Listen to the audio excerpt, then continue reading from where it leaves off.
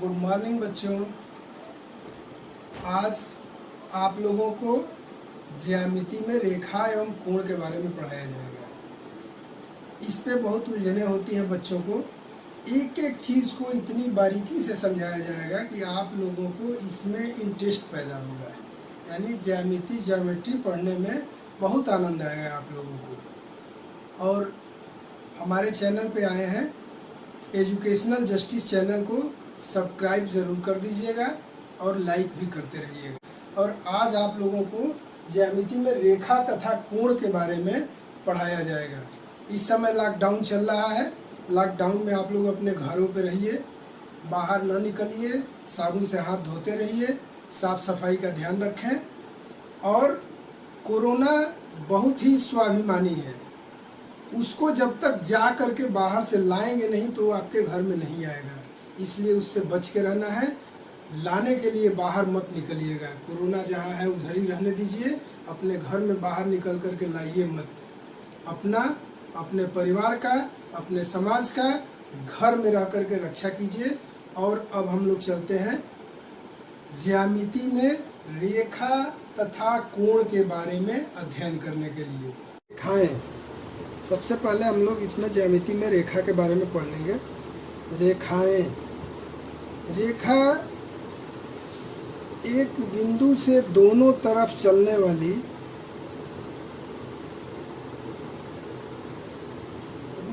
रेखा जो है ये एक जगह से दोनों तरफ चलती है, इसका कोई अंत नहीं होता है। रेखा का कोई अंत नहीं है, ये अनंत दूरी तक चलती चली जाती है और दोनों दिशाओं में चलती है, इसे रेखा कहते हैं। जैसे इस पे कुछ सामान्य सी हम लोग प्रश्न पूछ सकते हैं। जैसे पहला प्रश्न हो जाएगा, रेखा की लंबाई कितनी होती है? रेखाओं की लंबाई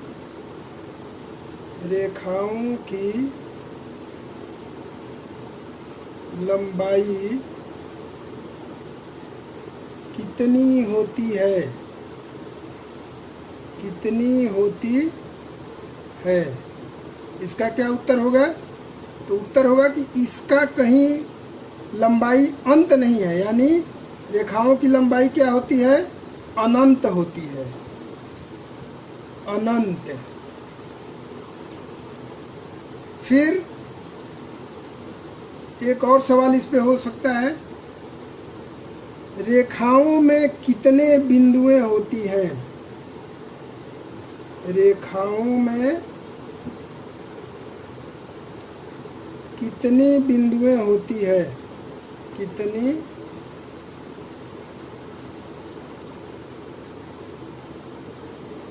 बिंदुएं होती है? तो रेखा का निर्माण कैसे होता है? रेखा का निर्माण यहाँ पॉइंट शुरू हुआ तो ऐसे ऐसे चलते गए, यानी ये बिंदु से ही लाइन बनती हुई चली जाती है, इधर भी जा रही है और ये इधर भी जा रही है। तो ये दोनों दिशाओं में जो बढ़ रही है, तो इसमें बिंदुओं की संख्या कितनी होगी? ये भी क्या होगा? अनंत होगा। बिंदुओं की संख्या अनंत होगा। अब अगला एक सवाल होगा कि एक बिंदु से गुजरने वाली रेखाओं की संख्या कितनी होगी? यहाँ पे एक बिंदु है, इस पर से गुजरने वाली रेखाओं की संख्या कितनी हो सकती है? तो यहाँ पे एक मैं खींचता हूँ रेखाओं को। एक बिंदु से गुजरने वाली रेखाओं की संख्या कितनी होगी? एक बिंदु से गुजरने वाली रेखाओं की संख्या, आप क्या देख रहे हैं? एक बिंदु से गुजरने वाली रेखाओं की संख्या कितनी हो रही है? एक बिंदु से गुजरने वाली रेखाओं की संख्या अनंत होगी। एक बिंदु से गुजरने वाली रेखाओं की संख्या अनंत होगी। रेखाएं सामान्यतः दो तरह की होती है। रेखाएं, एक होती है सरल रेखा, वह दूसरी होती है वक्र रेखा, सरल रेखा और वक्र रेखा। सरल रेखा दो बिंदुओं से सरल रेखाएं कितनी बन सकती है? दो बिंदुओं से, ये दो बिंदु है हमारा ए और बी, इस पे सरल रेखा अगर बनाना हो तो एक ही बनेगा। दो बिंदुओं से गुजरने वाली सरल रेखा एक बनती है और दो बिंदुओं से ए बी वक्र रेखा कितनी बनेगी? तो दो बिंदुओं से वक्र रेखाओं की संख्या अनंत होती है। दो बिंदुओं से वक्र रेखा अनंत होगी, यानी इसमें एक होगा और वक्र रेखा अनंत होगा। इसी प्रकार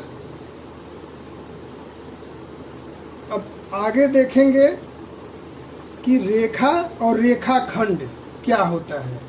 रेखा क्या है? जो अनंत दूरी पे इसका कोई अंत नहीं है, रेखा का कोई अंत नहीं है। और रेखाखंड क्या होता है?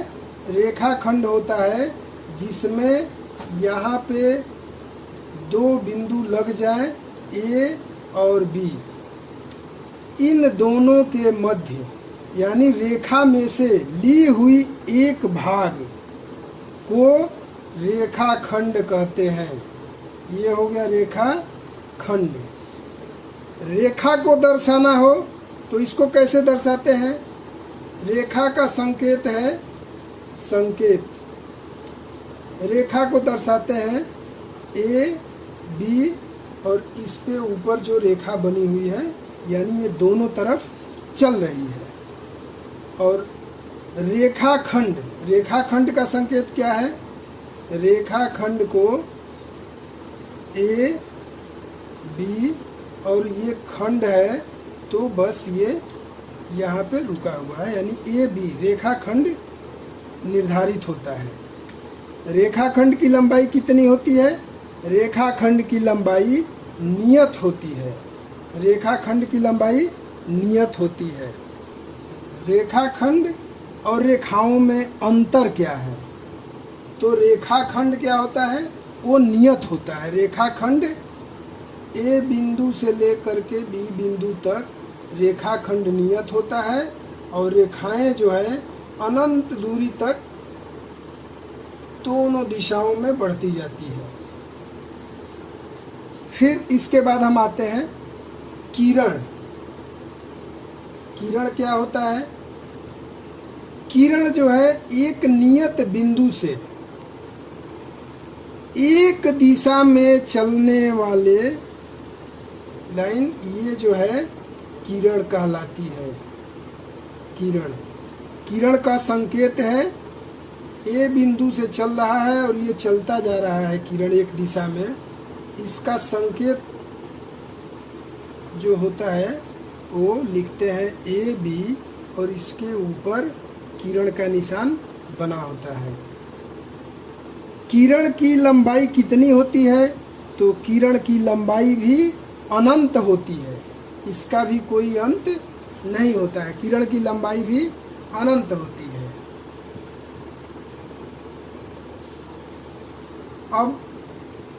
अब आते हैं कुछ और रेखाएं हैं, जैसे प्रतिच्छेदी रेखा। प्रतिच्छेदी रेखा, प्रतिच्छेदी रेखा, रेखाएं, प्रतिच्छेदी रेखाएं। प्रतिच्छेदी रेखाएं क्या होती है?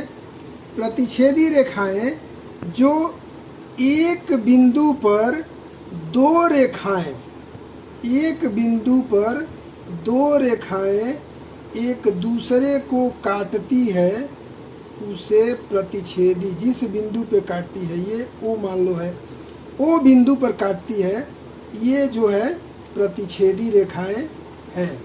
इसे प्रतिच्छेदी रेखा कहते हैं। अगला है संगामी रेखाएं। संगामी रेखाएं, संगामी रेखाएं वो रेखा है जो एक बिंदु पर दो या दो से अधिक रेखाएं काटती हों। एक बिंदु पर दो या दो से अधिक रेखाएं आपस में काटती है, उसे संगामी रेखाएं कहते हैं। संगामी रेखा से क्या त्रिभुज बनाया जा सकता है?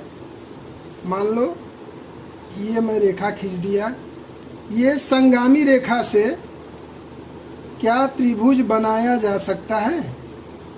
अगर बनाया जा सकता है तो इस त्रिभुज का मान कितना होगा? इस त्रिभुज का मान कितना होगा?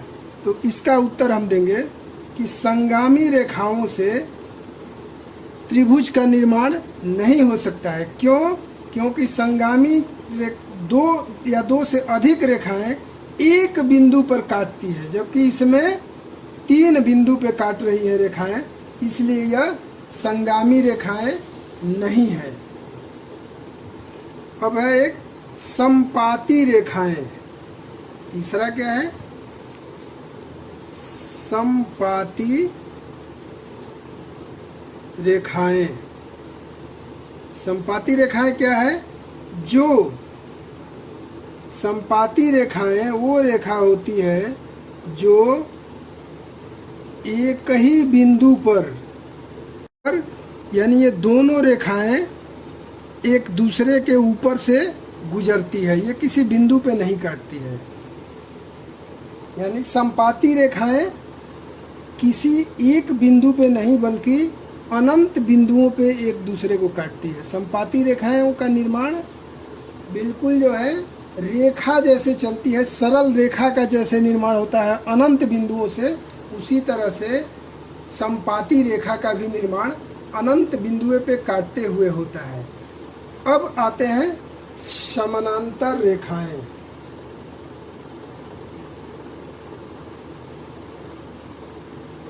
समानांतर रेखाएं। समानांतर रेखाएं क्या होती है? समानांतर रेखाएं दो रेखा जो एक दूसरे के समानांतर चलती है, दो रेखा जो एक दूसरे के समानांतर चलती है, इसे समानांतर रेखा कहते हैं।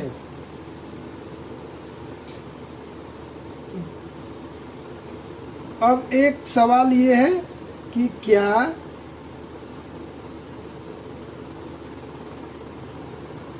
सी डी और डी ई ए के समानांतर सी है और सी के समानांतर ए है, तो क्या ए के समानांतर डी होगा? तो ये बिल्कुल होगा, ए के समानांतर भी डी होगा। हमारे समानांतर रेखा का सबसे अच्छा उदाहरण रेलवे लाइन है, रेलवे ट्रैक जिस पे ट्रेनें चलती हैं, वो समानांतर रेखा का एक बहुत ही अच्छा उदाहरण है। अब एक सवाल बनता है कि क्या समानांतर रेखा एक दूसरे को किसी बिंदु पे काटती है? तो इसका उत्तर होगा कि समानांतर रेखा एक दूसरे के समानांतर चलती है, ये एक दूसरे के किसी बिंदु पे नहीं काटती है। और एक होता है प्रतिच्छेदी रेखा। क्या समानांतर रेखा प्रतिच्छेदी रेखा हो सकता है?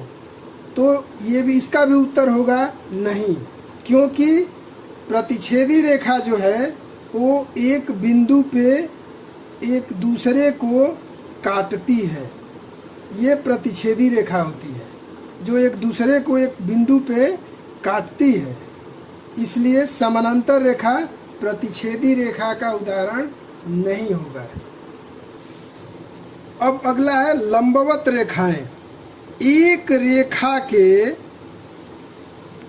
लंबवत खींची गई जिसका मान 90 डिग्री हो, किसी रेखा के लंबवत खींची गई रेखाएं को जिसका मान 90 डिग्री हो को लंबवत रेखाएं कहते हैं।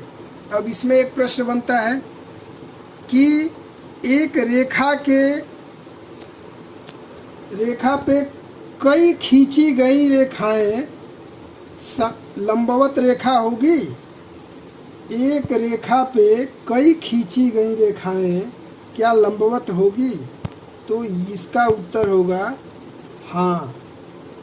ये भी 90 डिग्री का कोण बना रहा है, समकोण का निर्माण कर रहा है, अतः यह लंबवत रेखा होगा। एक रेखा पे खींची गई कई समानांतर रेखाएं भी लंबवत रेखा होती है। अब अगला है त्रियक छेदी रेखाएं। त्रियक छेदी रेखाओं को समझने के लिए मैं आप लोगों के बीच चित्र बनाता हूँ।